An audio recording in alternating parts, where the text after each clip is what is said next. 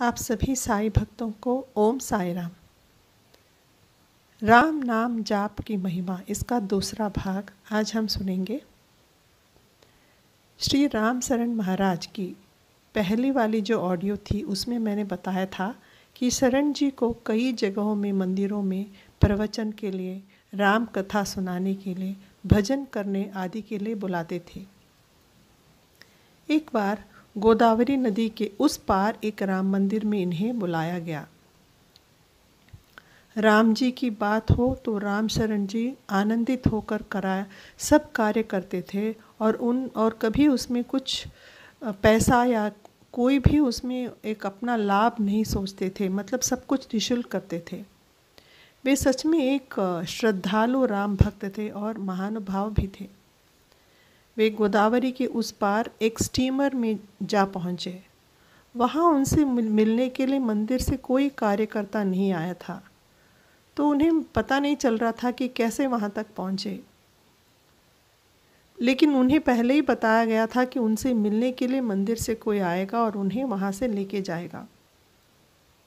जब कोई नहीं था तब राम शरण जी ने सोचा सब कुछ राम भरोसे पे छोड़ेंगे, राम नाम जपते हुए यहाँ से चल निकलेंगे। और उन्होंने तय किया कि बीच बीच में किसी से पूछताछ करके वहाँ पहुँचेंगे।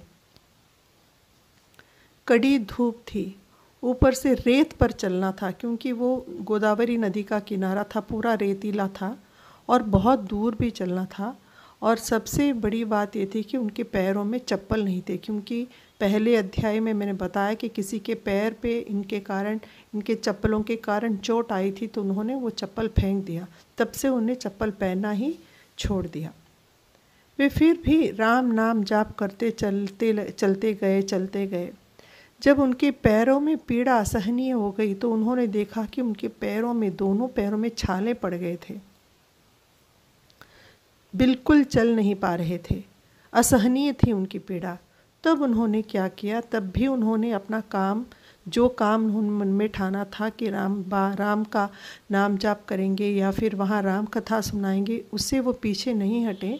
उनके कंधे पर जो अंगवस्त्र था उस अंगवस्त्र को नीचे डालते थे, उस पे चलते थे, फिर दोबारा उसको उठाते थे, दोबारा डालते थे, चलते थे। ऐसे करते करते करते वो मंदिर तक पहुंच गए। उनकी श्रद्धा और सबूरी को आप देखे मैं तो हैरानी हो गई हूँ। आप सब भी सुनिए उन्होंने कैसे किया होगा, उनकी उम्र में कैसी सूझी उनको कि अंगवस्त्र को डाल के उस पर चले लेकिन वापस न लौटे। जब वो राम मंदिर के पास पहुँचे तो देखा वहाँ कोई नहीं था। वहाँ एक औरत बैठी थी। तब उन्होंने उस औरत से पूछा, आज तो यहाँ भजन कीर्तन और राम कथा होने वाली थी ना, क्यों कोई यहाँ नहीं है? तो उस औरत ने जवाब दिया कि इस गांव में किसी की मृत्यु हो गई तो सब लोग वहाँ चले गए हैं। तब इन्होंने अपने आप का परिचय दिया और कहा कि मैं इसी काम के लिए आया था, लेकिन अब जो नहीं हो सकता है फिर भी मैं नहीं जाऊँगा। उन्होंने जितना टाइम सोचा था कि वहाँ बैठ के राम कथा करेंगे, वहीं पे बैठ के उन्होंने राम कथा की और अकेले वो और राम बस वही थे, और शायद वो औरत भी बैठ के सुन रही थी। और उसके बाद वहाँ से वो चल पड़े। जैसे ही वो दोबारा गोदावरी नदी के किनारे आए स्टीमर में चढ़ने के लिए, तो उनके कुछ शिष्य मिले थे। तो उन शिष्यों ने उनको देखा तो उनके पैरों में छाले हैं, चल नहीं पा रहे हैं। तो उन्होंने कहा, गुरुजी ये क्या किया महाराज आपने, ऐसा क्यों अपने ऊपर आप कष्ट लेते हो? आप कह देते कि आपसे नहीं होगा, आप नहीं आ सकते हो, या किसी को भेज देने के लिए कहते थे। तब राम शरण जी ने जवाब दिया कि ये मेरे राम का काम है। ये कोई भी, जितनी भी दुविधा मुझे इससे सहनी पड़े, पीड़ा सहनी पड़े, मैं इससे पीछे हटने वाला नहीं हूँ। मैं अपने राम का काम ज़रूर करूँगा। तो ये थी उनके मन में राम के प्रति भक्ति और निष्ठा। उन्होंने कहा, मेरे राम से बढ़कर मेरे लिए कुछ नहीं है। तो बस वो तो हमेशा राम नाम के जाप में ही लीन रहते, मुग्ध रहते थे। दूसरा एक ऐसा संदर्भ भी आया था, उसमें एक दूसरे गांव में राम मंदिर में भी उन्हें बुलाया गया था। तो वो तैयार होके चले और जहाँ से उन्हें पिकअप करना था उस जगह पे तो कोई नहीं आया, सिर्फ एक रिक्शा वाला आया था। तो इन्होंने कभी ठाट बाट की व्यवस्था करने या उन्हें ऐसे मान सम्मान देना है, ये सब इन्होंने कभी एक्सपेक्ट नहीं किया था। तो वो रिक्शा वाले ने आके पूछा, क्या आप वही हो जो यहाँ कथा सुनाने आए हैं? तो इन्होंने कहा हाँ, क्योंकि ये बहुत ही सरल और साधारण स्वभाव के व्यक्ति थे रामशरण जी। तो रिक्शा वाले ने कहा, आप चलिए इस रिक्शा में बैठे, मैं ले जाऊँगा आपको उस जगह। तो रिक्शा थोड़ी देर गई, इतने में बहुत अंधेरा होने लगा और सामने एक बहुत बड़ा गड्ढा था जो उस रिक्शा वाले ने नहीं देखा और गड्ढे में जा गिरा रिक्शा के साथ। वो जो रिक्शा वाला था वो बच के भाग गया डर के मारे। रामशरण जी गड्ढे के अंदर गिर गए और रात भर गड्ढे के अंदर ही थे। इतनी पीड़ा थी, इतने उनके घाव हो गए, पीठ में कमर में बहुत चोट आ गई थी, पैरों में आ गई थी, खड़े नहीं हो पा रहे थे। पहली बात है बाहर नहीं आ पा रहे थे।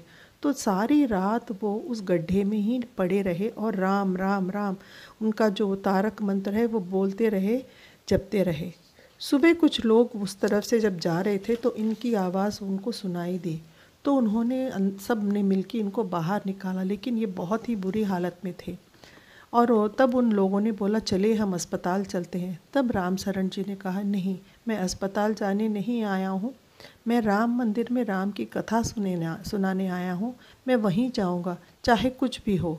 तो उसी हालत में वे वहाँ गए, उस मंदिर पहुँचे और उन्होंने वो कथा, वो पारायण सबको सुनाया।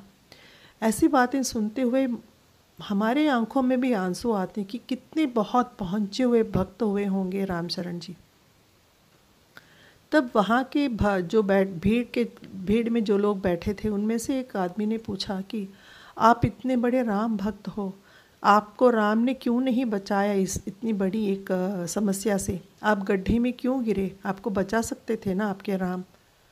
रामशरण जी ने बहुत ही नादानी से और बहुत ही सरलता से, अच्छे स्वभाव से, बिना गुस्सा किए जवाब दिया कि श्री रामचंद्र जी ने सब कुछ देखा, वो सब कुछ जानते हैं कि ऐसा होने वाला है, मेरी अवस्था भी जानते हैं, लेकिन उन्होंने कुछ नहीं किया। इसलिए नहीं किया कि वो परखना चाहते हैं कि इस समस्या के बाद, इस जैसे ये जो मैंने खतरा मोल लिया है, इसके बाद भी क्या मेरी भक्ति वैसे ही रहेगी उनके ऊपर, या फिर मैं अपने दोनों हाथों को उनके सामने खोल के कह दूं कि नहीं, अब मैं तुम्हारी पूजा या तुम्हारी भक्ति नहीं करूंगा, तुमने मुझे संकट काल में मुझे नहीं बचाया। ये देखने के लिए राम परीक्षा लेते हैं, लेकिन मैं उनमें से नहीं हूँ जो राम को छोड़ के चला जाऊँ। चाहे मेरे साथ कुछ भी हो, मैं हमेशा राम भक्ति करता ही रहूँगा मेरे आखिरी दम तक। काश हम सब भी ऐसे ही भक्त हों और साईं से भी ऐसी भक्ति करें और हर ईश्वर के साथ ऐसी ही भक्ति करें और कभी भक्ति के मार्ग में न डगमगाएं। यही मैं आप सबसे विनती करती हूँ। इसके बाद और भी कुछ अद्भुत घटनाएं हैं रामशरण जी के ज़िंदगी में जो हुई हैं, उन सब के साथ में एक और ऑडियो आपके साथ मैं साझा करूँगी कुछ दिनों में। ओम साई राम, जय साई राम।